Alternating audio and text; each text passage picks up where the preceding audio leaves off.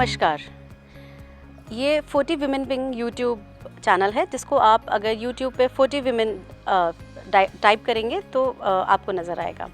इसका सबसे पहला इंटरव्यू हम सुनीता मीना मैम से लेंगे, जो एडिशनल डीसीपी हैं और बहुत सारे इनिशिएटिव से जुड़ी हुई हैं। अब मैम से इनिशिएटिव्स के बारे में बात करेंगे। पहले मैं आपको अपने 40 यूट्यूब चैनल के बारे में बताती हूँ। हम लोग ने 40 में ये यूट्यूब चैनल इसलिए सोचा to provide a platform for motivated and inspired women, जहाँ पर हम बहुत सारी अपनी स्टोरीज़, अपनी successful leading ladies of Rajasthan की स्टोरीज़ आपके साथ शेयर कर सकें, जिससे कि आप मोटिवेट और इंस्पायर हो सकें। वो कैसे अपना वर्क लाइफ बैलेंस करती हैं, कैसे एक मैन डोमिनेटेड प्रोफेशंस में अपनी एक निश क्रिएट करके आगे बढ़ी हैं, कैसे अपने सक्सेस को उन लोगों ने आगे बढ़ाया है, इसके बारे में हम लोग बात करेंगे। हर वर्किंग वुमेन के अपने अपने प्रॉब्लम्स होते हैं, अपने प्रोफेशन से जुड़े हुए उनकी अपनी खुद की समस्याएं होती हैं। तो लेट्स सी, आज सुनीता मीना जी हमारे साथ हैं। सुनीता मीना मैम, आप थोड़ा सा अपने बारे में ब्रीफ कीजिए और क्या इनिशिएटिव्स आप जयपुर पुलिस के थ्रू लेके आई हैं, ये बताइए प्लीज़। मैं अभी एडिशनल डीसीपी हूँ, कमिश्नरेट जयपुर में तैनात हूँ और मैं 2001 के बैच की आरपीएस ऑफिसर हूँ और लगभग 20 साल हो गए मुझे इस सर्विस में आए हुए, पुलिस की सर्विस में आए हुए। और इस दौरान काफ़ी काम किए पुलिस के अंदर और काफ़ी नवाचार भी लेके आए और ख़ास तौर पे वो सभी काम किए जो महिलाओं से संबंधित थे। मतलब महिलाओं को आगे लाने में हम लोग किस तरीके से मदद कर सकते हैं, कैसे उन्हें एक प्लेटफॉर्म दिला सकते हैं, कैसे उन्हें आगे बढ़ा सकते हैं, इस तरह के कई कार्यक्रम हम लोगों ने उनके साथ में किए हैं और उसमें हम काफ़ी सफल भी हुए हैं। और ये 20 साल का काफ़ी उतार चढ़ाव तो रहा ही है, जो हमने पुलिस के अंदर कई चीज़ें जब देखते हैं, क्योंकि जीवन संघर्ष में तो रहता ही है पुलिस का, लेकिन उसके अंदर भी हमें जनता का सपोर्ट भी बहुत अच्छा मिला, ऑफिसर्स का सपोर्ट भी बहुत अच्छा मिला। और यही कारण है कि हमने कुछ न कुछ नया महिलाओं के लिए, बच्चों के लिए, बुजुर्गों के लिए किया है। आपको मैं बताना चाहूँगी कि अभी रिसेंटली हमने 1 जनवरी 2020 से सभी महिलाओं के लिए आत्मरक्षा प्रशिक्षण केंद्र खोले हैं, जो कि सेल्फ डिफेंस के लिए हैं और ये पूर्णतया निःशुल्क हैं। और ये 13 साल से लेके और 80 साल तक की महिलाएं इसमें आ सकती हैं, पार्टिसिपेट कर सकती हैं। ये एक सेंटर हमने वैसे तो पुलिस लाइन में चालू किया है कि जो अगर कोई भी एक लड़की या कोई भी महिला आके सीखना चाहे तो वहाँ आके अपना रजिस्ट्रेशन करा सकती है। निःशुल्क है ये पूरी तरीके से, ये सबसे बढ़िया बात है। और महिला पुलिस ऑफिसर्स के द्वारा ही मास्टर ट्रेनर्स हैं हमारे, जिनको हमने ट्रेंड किया हुआ है इस काम के लिए, वो आके सेल्फ डिफेंस की टेक्निक्स और ट्रिक्स दिखाती और सिखाती हैं। ये 7 दिन का कोर्स रहता है और हम लोग 1 घंटा पहले कानूनी जानकारी के बारे में, उनको कानून के बारे में जानकारी देते हैं और अगले घंटे के अंदर हमको सेल्फ डिफेंस की टेक्निक सिखाते हैं। और ये ओनली जूडो कराटे नहीं है, बल्कि वो सारी टेक्निक्स और ट्रिक्स हैं जो हम पुलिस वालों को सिखाते हैं, जो हमने सीखी हैं, वही सारी ट्रिक्स एंड टेक्निक्स हम महिलाओं को सिखाते हैं। और अभी हमने इसमें ये और जोड़ा है कि चूँकि हमने देखा है कि सभी महिलाएँ हमारे वहाँ सेंटर तक नहीं पहुँच पा रही थी, तो हमने क्या किया कि 40 से 50 की महिलाओं का, स्कूल की लड़कियों का जहाँ पे जत्था हमें मिलता है, तो वहाँ हम अपने महिला ट्रेनर्स को भेजते हैं। यानी कि पुलिस आपके द्वार, यानी वहाँ घर आके आपको हम सेल्फ डिफेंस की ट्रेनिंग देते हैं। तो जब भी आपको लगता है कि हमें सेल्फ डिफेंस की ट्रेनिंग लेनी है, तो आप जहाँ भी 50-60 का जत्था हुआ, आप हमें कॉल कीजिए। आप 100 नंबर पर कॉल कर दीजिए, हमारा नंबर आपको वहाँ से मिल जाएगा और वहाँ से हम लोग आपको कांटेक्ट करके और एक प्रोग्राम डिज़ाइन कर लेंगे और आपके यहाँ आके 7 दिन का ये कोर्स कराएंगे। और इसमें जयपुर पुलिस आपको एक वो भी देती है, प्रमाण पत्र भी देती है, सर्टिफिकेट भी देती है। तो ये 7 दिन का हम कोर्स पूरा इनको सिखाते हैं और ये बहुत ही बेहतरीन है और इसका काफ़ी अच्छा रिस्पॉन्स हमें मिल रहा है। और सबसे बड़ी बात यह है कि महिलाओं को जब तक आर्थिक रूप से मजबूत नहीं होगी महिलाएं, यानी कि जब तक महिला ऐसे करके जिएगी तो उसका शोषण होगा, हम ऐसा मानते हैं। तो इसलिए जब तक महिला इस तरह की पोजीशन में नहीं होगी, यानी कि वो आर्थिक रूप से मजबूत नहीं होगी, सशक्त नहीं होगी, उसका शोषण नहीं होगा। अगर वो सशक्त हो गई तो, आर्थिक रूप से मजबूत हो गई तो सामाजिक रूप से और आर्थिक रूप से महिलाओं को मजबूत करने के लिए निश्चित रूप से उन्हें बाहर भी निकलना पड़ेगा, विपरीत परिस्थितियों का सामना भी करना पड़ेगा। इसीलिए जयपुर पुलिस इस सेल्फ डिफेंस के कार्यक्रम को लेके आई है, ताकि आपका आत्मविश्वास बढ़े, आप आपकी रक्षा खुद करने में सक्षम रहें। उसके अतिरिक्त हमारी मैडम कुछ हेल्पलाइन भी हैं जिनके बारे में सारी महिलाओं को जानकारी होनी चाहिए। ये हेल्पलाइन है एक तो 1090 और दूसरी हेल्पलाइन है 112। 112 के बारे में मैं आपको एक छोटा सा दृष्टांत बताऊंगी मैम। हम नुक्कड़ नाटक भी जगह जगह जाके करते हैं, क्योंकि जयपुर की महिलाएं हमें देख रही हैं या पूरे राजस्थान की महिलाएं हमें सुन रही हैं और देख रही हैं। तो राजस्थानी भाषा के अंदर कुछ मैं आपको बात बताऊंगी। नुक्कड़ नाटक हम जब करते हैं तो क्या करते हैं कि एक पुरुष है जो एक महिला को मार रहा है, नुक्कड़ नाटक के तहत एक दृष्टांत है। तो वो महिला चिल्ला रही है, अरे बारे मार दिया रे, अरे बारे मार दिया रे। तो पास में एक एजुकेटेड लड़की भी खड़ी है, तो वो बोलती है, अरे बारे मत चिल्लाइए, अरे बारे मत चिल्लाइए, 112 पे डायल कीजिए। ये बात मैंने इसलिए कही क्योंकि हम राजस्थानी लोग हैं, तो ये बात अब आपके माइंड में क्लिक कर गई होगी। 112 हेल्पलाइन अब आप कभी भी नहीं भूलेंगे। तो जब भी कोई परेशानी हो, किसी भी तरह की परेशानी हो, जैसे कोई आपको छेड़ रहा है, कोई आपको घूर रहा है, कोई आपका पीछा कर रहा है, कोई आपके व्हाट्सएप पे अश्लील मैसेज भेज रहा है या फेसबुक पे गलत कमेंट करके आपको हैरेस कर रहा है, तंग कर रहा है, ईव टीजिंग कर रहा है, आप तुरंत इन हेल्पलाइन पर कॉल कीजिए। इन हेल्पलाइन पे कॉल करने का सबसे बड़ा फायदा ये है कि आपकी पहचान गोपनीय रखी जाएगी। यानी जिस व्यक्ति के बारे में आपने बताया है, उस व्यक्ति को हम कभी नहीं बताएंगे कि हमें ये इन्फॉर्मेशन कहाँ से मिलाई। यानी कि आरटीआई के अंदर भी, यानी कि आरटीआई में भी ये सूचना दे नहीं है कि किसने हमें फ़ोन किया था। तो वो व्यक्ति जिसने आपको तंग किया है वो सलाखों के पीछे होगा और आपकी समस्या का जड़ से निपटारा होगा। अगर आपके कोई भी किसी कॉलोनी में या इंस्टीट्यूट में कहीं भी आप 25 से 30 लड़कियां, महिलाएं, लेडीज़ अगर आप इकट्ठी करके ट्रेनिंग करवाना चाहती हैं तो नीचे लिखे हुए नंबर पे आप कॉल करके वो ट्रेनिंग की हेल्प ले सकती हैं। बहुत कोऑपरेटिव और बहुत अच्छा ये आज प्रयास है। साथ में अगर कोई भी डोमेस्टिक वायलेंस होता है तो बिलो नंबर पे आप कॉल करके अपना रिपोर्ट करा सकते हैं और बिलो नंबर पे आप व्हाट्सअप करके कोई भी वीडियो वायरल भेजेंगे तो सीधे पुलिस पे जाएगा और 24 घंटे के अंदर अंदर उस पर कार्रवाई की जाएगी और आपको हिराश और वो बिल्कुल नहीं किया जाएगा। मैम ये सब तो क्वेश्चंस हमारे लिए हो गए, क्या कर रहे हैं मैम आपकी एज अ प्रोफेशनल लाइफ के बारे में हमारे कुछ क्वेश्चंस हैं। पहले है आपकी एज अ पुलिस लाइफ और एक नॉर्मल विमेन की लाइफ में क्या डिफरेंस आप देखती हैं? देखिए पुलिस की लाइन में और प्रोफेशनल लाइन में मतलब मीन्स घरेलू जो लाइफ है मेरी, उसके अंदर डिफरेंस तो एटलीस्ट कुछ है नहीं, क्योंकि हम 24 आवर्स जॉब में ही रहते हैं, भागते से ही रहते हैं, सब काम में करते ही हैं।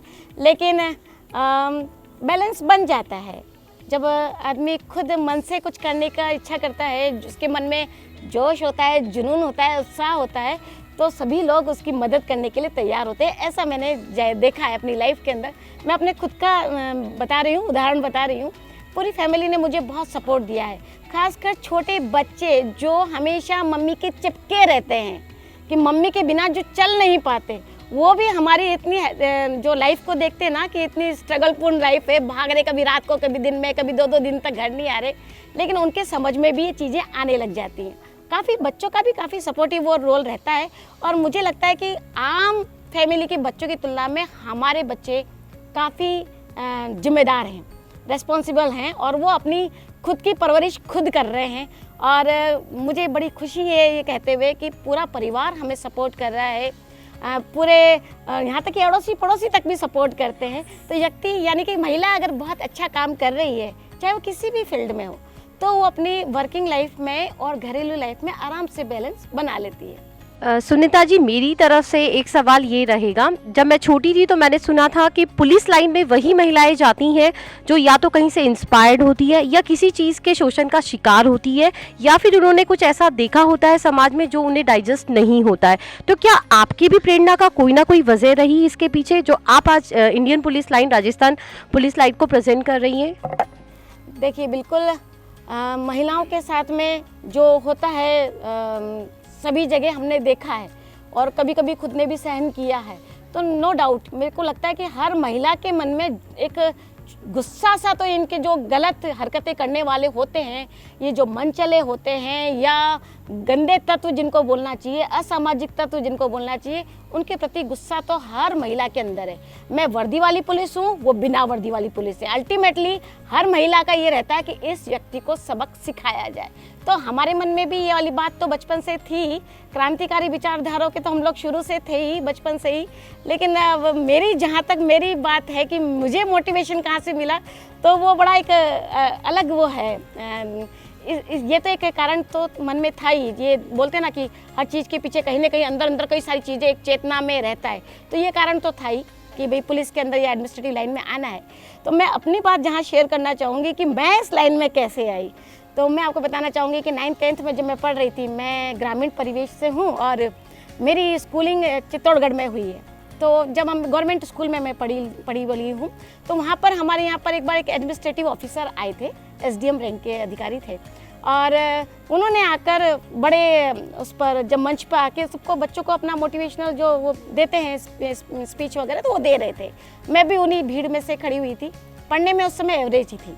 तो उन्होंने बताया और मैं उनको दिल से सैल्यूट करना चाहूँगी कि उन्होंने जो बात बताई वो बहुत सच्ची बात की। और सच्ची बात उन्होंने ये बताई कि मैं आज SDM हूँ और मैं अपनी पर्सनल लाइफ आपसे शेयर करना चाहता हूँ कि मैं पढ़ाई में बहुत अच्छा नहीं था। मैं बड़ी मुश्किल से 10th में पास हुआ, सप्लीमेंट्री, उस समय कप्लीमेंट्री शब्द स्तर भी हुआ करता था कि इस तरीके से बड़ा घसीट के मैं पास हुआ। उसके बाद में बहुत मुश्किलों से मैंने अपनी ग्रेजुएशन की, तो मेरा ग्रेजुएशन भी बहुत अच्छी तरीके से ना होकर 3rd डिवीज़न टाइप का इस तरीके करा। लेकिन उसके बाद घर वालों ने मुझे निकाल दिया और निकालने के बाद में फिर मैंने कुछ संभला और अपनी जिम्मेदारियां संभाली। एक दोस्त के साथ मिलकर मैंने तैयारी की और आज मैं SDM हूँ, RS ऑफिसर में हूँ। मुझे लगा यार ये कर सकता है तो मैं क्यों नहीं। एंड देन कभी कभी ये कहना चाहिए कि पता नहीं कौन आदमी कहाँ आपको मोटिवेट कर जाता है। तो मैं जो बच्चे या महिलाएं जो मुझे देख रहे हैं, तो मैं उन्हें बताना चाहूँगी कि लाइफ के अंदर ऐसे टर्निंग पॉइंट आ जाते हैं। हो सकता है कि आज आप कुछ नहीं कर पाएँ, आज हो सकता है आपका LDC में सिलेक्शन ना हो, पर कल आप IAS बन सकते हैं। तो निराश होने की ज़रूरत नहीं है, ज़रूरत है बस लगे रहो, है ना, जोश और जुनून से लगे रहो, तो कामयाबी आपको ज़रूर से ज़रूर मिलेगी।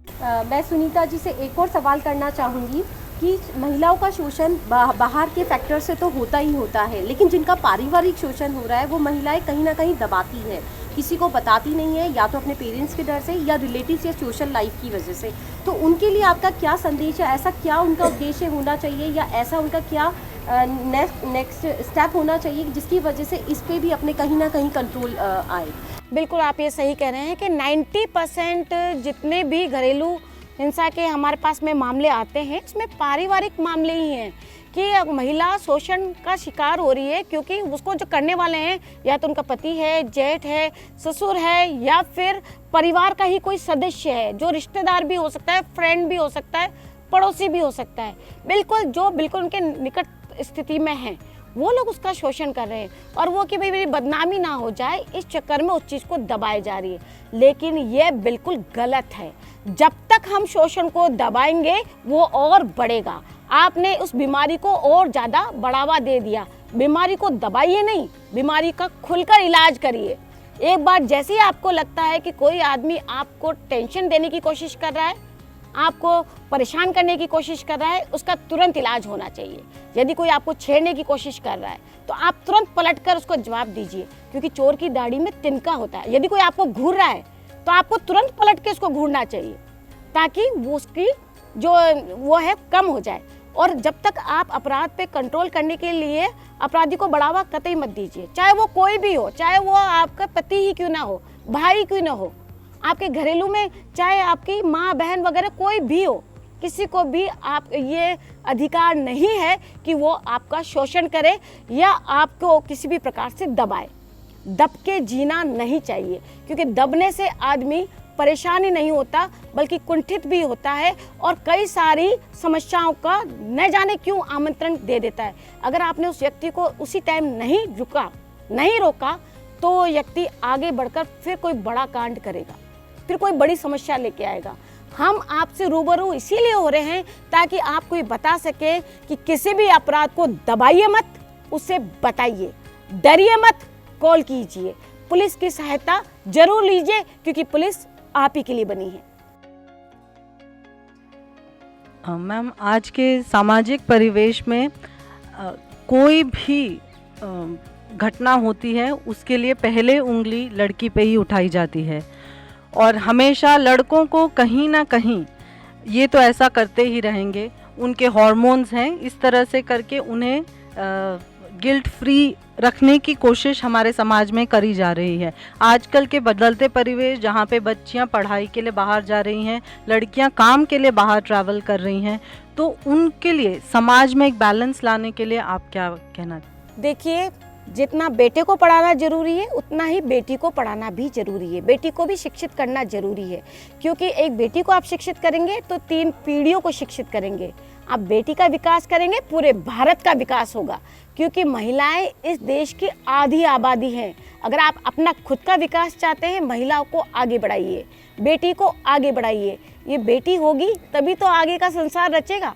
और अगर आप आपके बेटे की गलतियों को ढांपते हुए जाएंगे और अगर आप बेटी को नीचा ही दिखाते जाएंगे तो उसका नुकसान आपको आगे जाके बहुत बड़ा भुगतना पड़ेगा।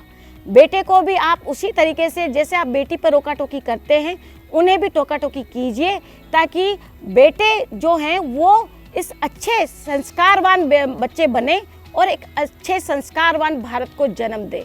क्योंकि जब तक बेटे नहीं समझेंगे कि हमें महिलाओं की सम्मान करना चाहिए, महिलाओं को आगे बढ़ाना चाहिए, अपनी बहन का सम्मान करना चाहिए, हमें भी किचन में काम करना चाहिए, हमें भी बराबर का सहायता देना चाहिए, और अगर ये सब कुछ नहीं करेंगे तो बहुत मुश्किलें उन्हें लाइफ में फेस करनी पड़ेगी।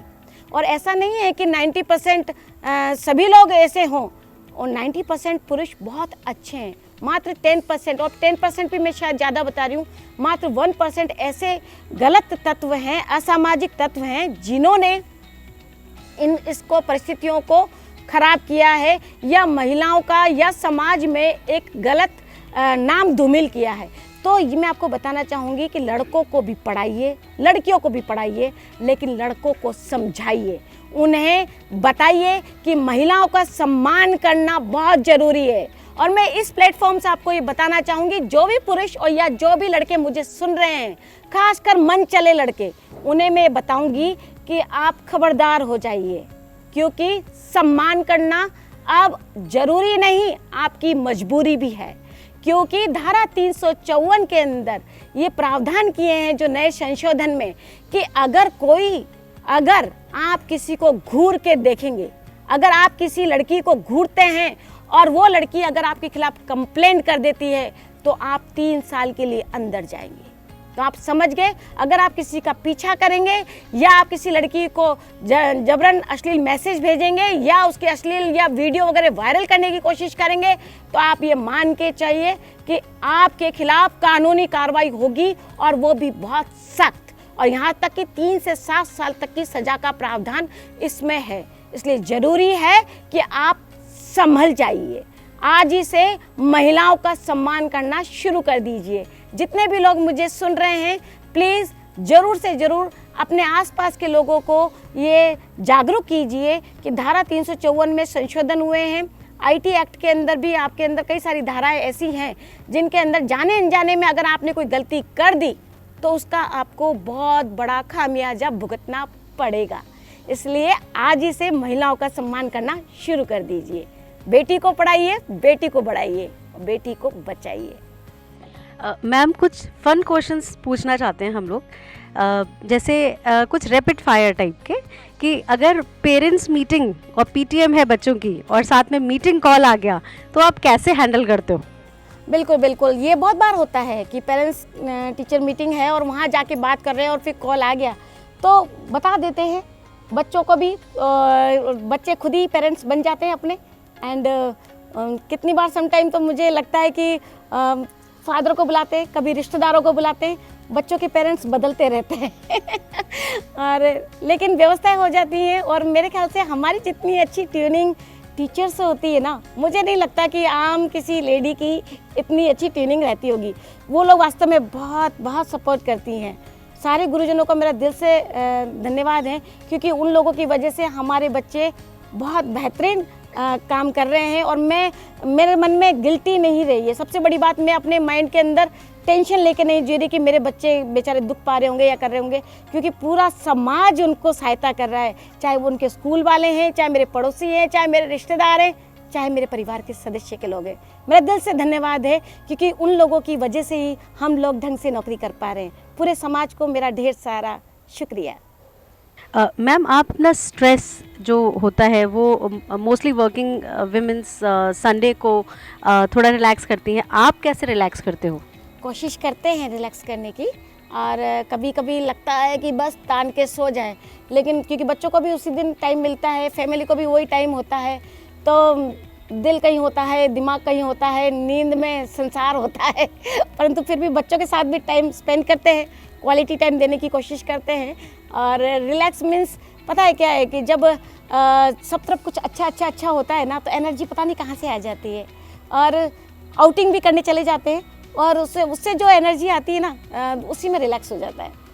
मैम, मदर इन लॉ की बात करते हैं। अगर मदर इन लॉ का कुछ फ्रेंड्स आई हुई है, या मदर इन लॉ ने कुछ बसौड़े पे पहले खाना बनाने के लिए बोला है और उस वक्त ड्यूटी कॉल आ जाता है, तब कैसे होता है? ये तो अक्सर होता है यार, अक्सर होता है कि जब भी कोई दरअसल क्या है, जितने भी त्यौहार होते हैं ना, वो हम जनता के साथ मनाते हैं।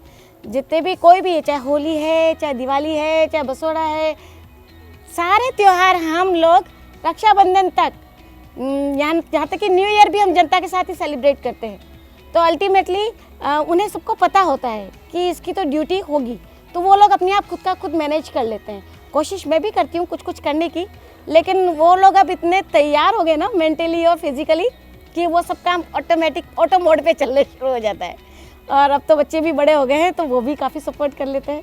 मैम, इतने व्यस्त उसमें जहाँ वर्क भी कर रहे हो बैलेंस और लाइफ भी बैलेंस कर रहे हो, इसमें स्पिरिचुअल और हेल्थ का किस तरह से आप डेली रूटीन में उसको कैसे आप मैनेज करते हो?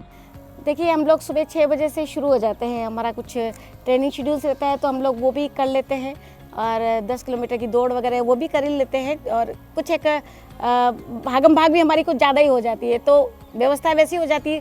साथ में टिफ़िन रहता है, तो जब टाइम मिलता है तब खा ही लेते हैं, नहीं तो जेब के अंदर कुछ ना कुछ रख के चलते हैं।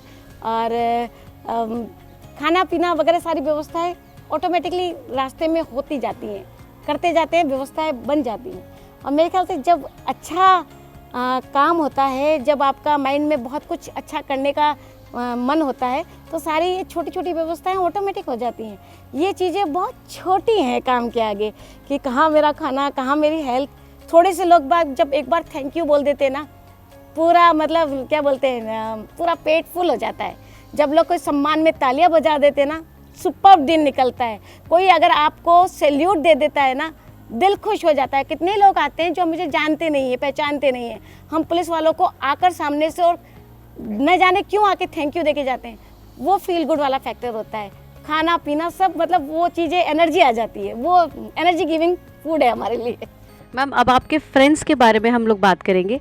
आपका फ्रेंड सर्कल, विमेन जो आपके क्लोज हैं, वो आप कैसे उनके साथ मेंटेन करते हैं, कैसे उनके साथ आउटिंग्स पे जाते हैं?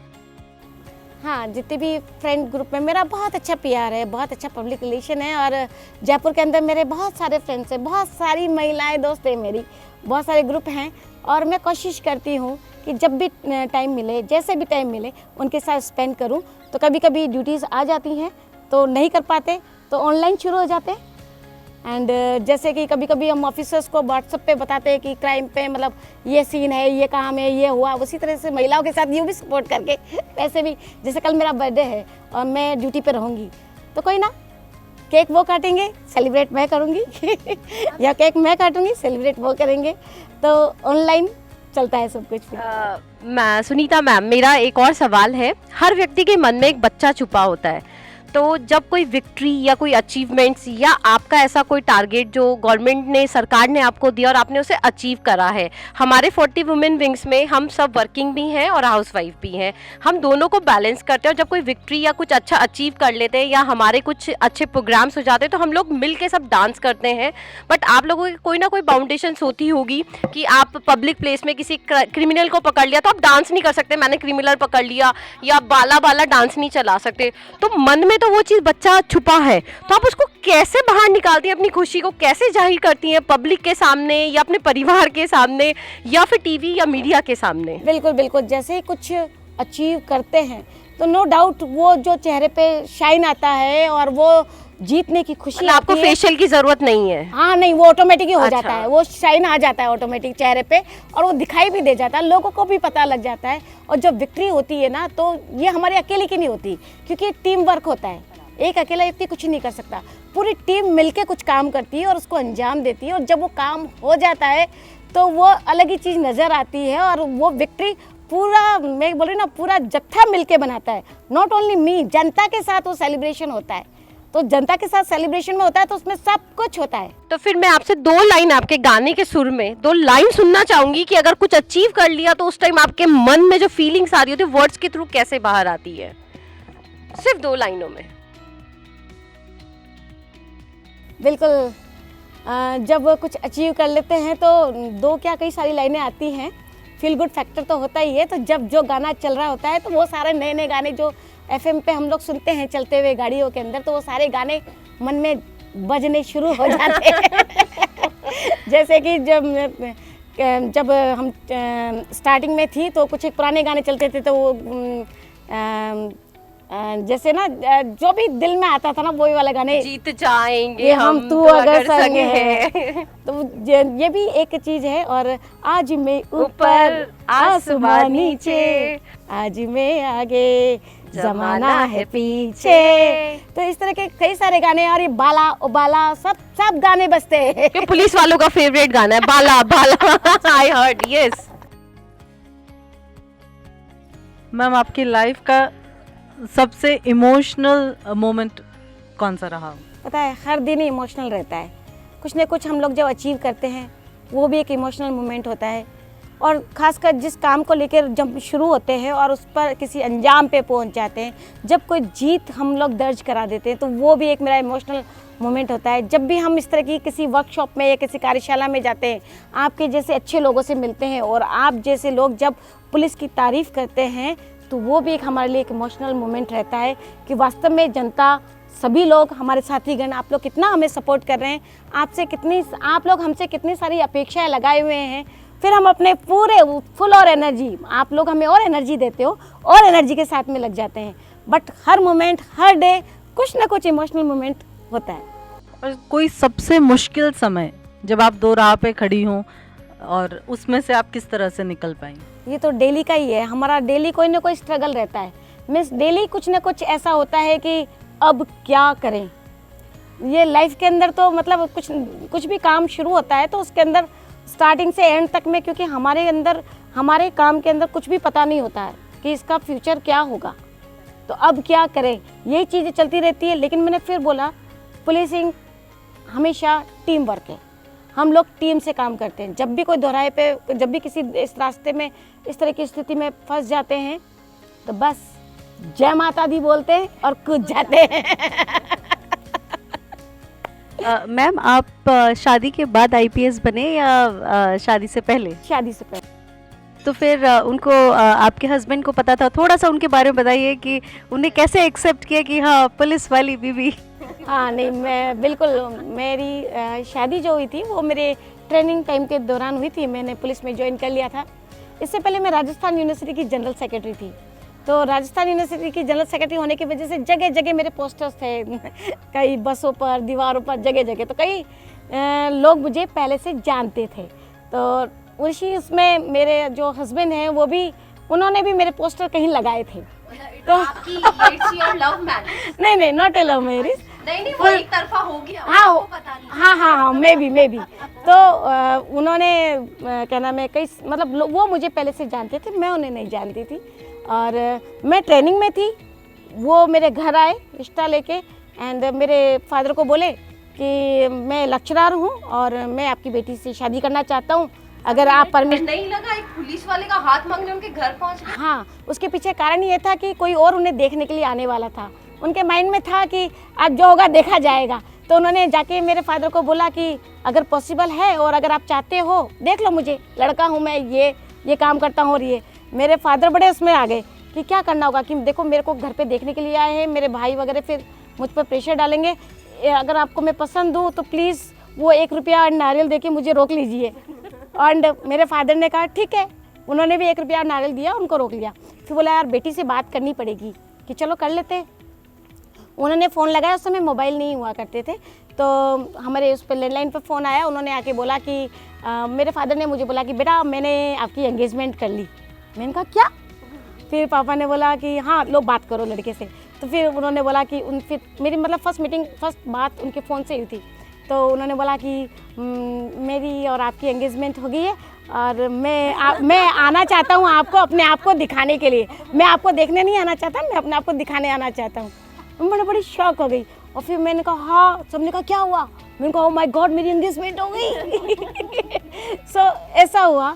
एंड शाम को वो वापस मेरे ट्रेनिंग सेंटर जो राजस्थान पुलिस अकेडमी वहाँ आए। वहाँ मेरा पूरा बैच बैठा था। वो 6 फीट की उनकी लंबाई है, 6 फीट से भी थोड़ा सा ज़्यादा है। अमिताभ बच्चन जया हाँ, खतरनाक वाली लंबाई है। मैंने उनको देखा, मैंने कहा माय गॉड लड़का ये है, मैं कमर तक आ रही हूँ। फिर मैंने कहा आपने मुझे देखा है पहले? बोले हाँ मैं आपको जानता हूँ। मैंने कहा अब देखी जाएगी भाई जो होगा। फिर मैं तो कुछ कहती इससे पहले मेरे बैच वाले सब बोले वाह वो लड़का बहुत अच्छा है सुनीता, ओके हमें ये लड़का पसंद है। एंड देन 15 दिन में ऐसे करके मेरी हल्ला बोल करके शादी हो गई। मुझे सोचने समझने का टाइम ही नहीं मिला।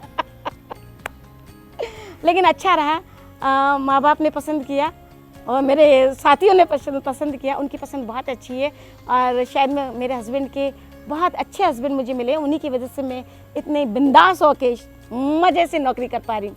मैं बहुत खुश हूँ अपनी नौकरी में और मुझे पुलिस पे फ़ख्र है, मुझे अपनी वर्दी पे फ़ख्र है।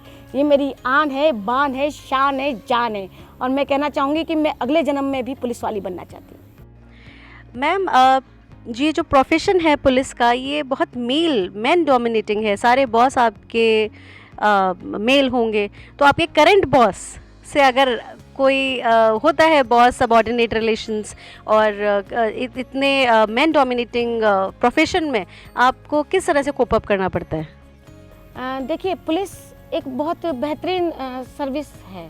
मीन्स यहाँ महिला और पुरुष के अंदर कोई अंतर नहीं है। मीन्स लगातार यहाँ पे क्या जॉब प्रोफाइल एक जैसा है सभी का, सभी के लिए रोज़ एक नया टारगेट है और उनके पास में काम है और वो उस काम को अंजाम दे रहे हैं। और पुलिस के जो बॉस वगैरह हैं, हमारे जो अधिकारी हैं, चाहे वो मेल है चाहे फीमेल है, फुल सपोर्ट देते हैं और लगातार वॉच करते हैं, हर चीज़ में सुपरवाइज़ करते हैं। जब भी कोई परेशानी आती है तुरंत हेल्प करते हैं, तो क्योंकि उनको काम कराना होता है। और मुझे लगता है कि पुलिस के अंदर महिलाओं की ज़रूरत ज़्यादा है, क्योंकि जब प्रॉब्लम आती है, क्योंकि मैंने बोला आधी आबादी यहाँ महिलाएँ हैं और पुलिस को फेस करना पड़ता है क्राइम कंट्रोल से एंड प्रिवेंशन से।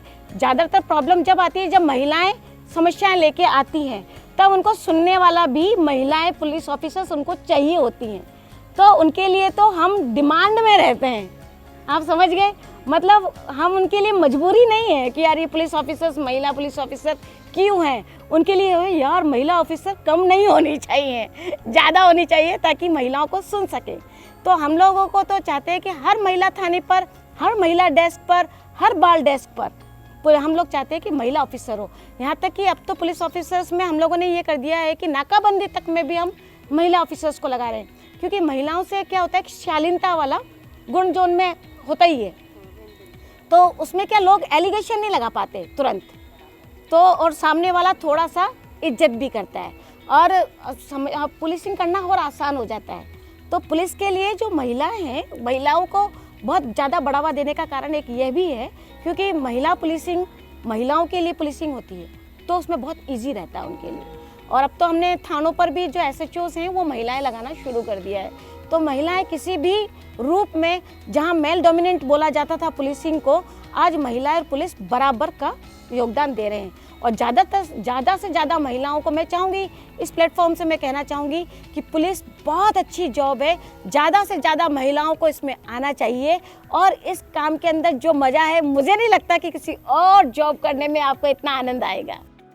मैम इस प्रोफेशन में कैसे आया जाता है, उसका एक छोटा सा आप ब्रीफ दे दीजिए। देखिए पुलिस की भर्तियां लगातार निकलती हैं, कांस्टेबल से लेके हायर ऑफिसर्स तक। आपके पास में जब भी आप ऑनलाइन भी आप इनको सर्च कर सकते हैं, और पेपर्स में भी हम लोग लगातार इसका एडवर्टाइजमेंट देते हैं। अभी रिसेंटली कांस्टेबल्स की भर्ती है, उसके अंदर रिटन टेस्ट वगैरह होता है और फिजिकल होता है। फिजिकल भी आजकल बहुत ज़्यादा टफ नहीं है, बहुत ईजी है, और महिलाओं के लिए हमने काफ़ी इसमें रियायत दे रखी है। उसके अतिरिक्त सब इंस्पेक्टर के टेस्ट होते हैं, एग्ज़ाम होते हैं, आप उनको भी क्लियर कर सकती हैं। इसके अलावा राजस्थान जो आरपीएससी के भी एग्ज़ाम होते हैं, जिनके द्वारा आरएस और आरपीएस वगैरह चुनने में आते हैं। तो आरपीएस राजस्थान पुलिस सर्विसेज, उन्हीं के थ्रू आप राजस्थान पुलिस सर्विस के अंदर सेलेक्ट हो सकते हैं। उसके अलावा यूपीएससी भी है, जिसके थ्रू आईपीएस आप सेलेक्ट हो सकते हैं। तो मैम इनका कोई एज बाउंडेशन है? जो भी महिलाएं या पुरुष जो भी हैं जो कि 10th पास है, वो लोग इसमें भाग ले सकते हैं। इस फॉर्म फिलअप करके एग्ज़ाम में बैठ सकते हैं, और उनकी उम्र 18 साल से ज़्यादा होनी चाहिए, मतलब मिनिमम 18 साल होनी चाहिए। और 25 तक हम लोग 25 साल तक की जो एज है वो लिमिट इसके अंदर दे रखी है।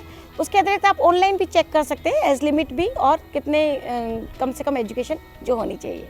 हर जॉब के हिसाब से वो अलग अलग है। थैंक यू सुनीता जी, आप यहाँ आए और हम सबको एक नया आइडियल मिला है, एक नया प्रोफेशन के बारे में जानने को मिला। Thank you so much. Keep watching 40 YouTube channel.